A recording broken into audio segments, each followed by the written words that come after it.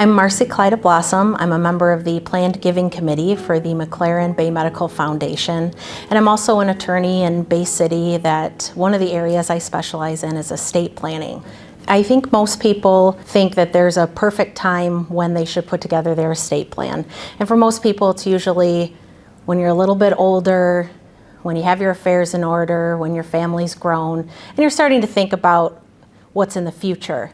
But the fact of the matter is, once you turn 18, it's not too young for you to put together an estate plan. When I use that phrase, estate plan, I say plan because it's comprehensive. Most people think of wills or trusts, and so at 18, maybe even at 25, maybe even at 35, you think, I don't have a lot to put into a will or a trust for the future. I'm still paying down debt, or I'm working on other things. But it's more than just the will or the trust and what happens to the things that you own when you die. There's another component for when you're alive, and that's powers of attorney.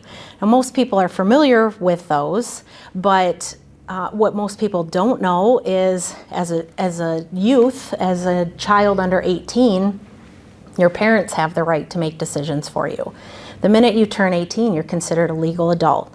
So it's very important if you're moving out of your parents' home, if you're going away to college, even if you're staying at home and going to college or starting your first job.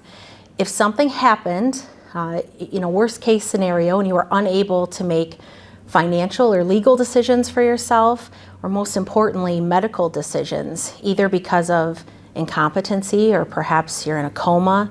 If emergency decisions need to be made, then those powers of attorney give the people that you have specified, and in that example that I gave, it would probably be your parents, the ability to make those decisions for you.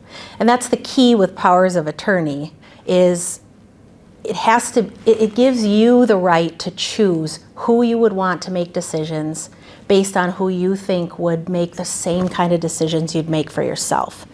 And most people are very familiar with the medical power of attorney. It has lots of different names.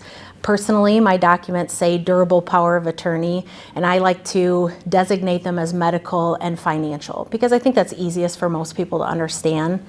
The medical is exactly what it sounds like, and the financial is really all other legal and financial matters.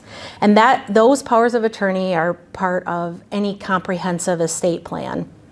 The other end to that is, of course, powers of attorney apply while I'm alive. What happens when I die? Those terminate, and then your will or your trust takes precedence and determines what happens to any assets that you leave behind. And so as we go through our phases of life, our needs change, and you may have more to give in a will or a trust when you get older, but those powers of attorney that couple with it are every bit as important.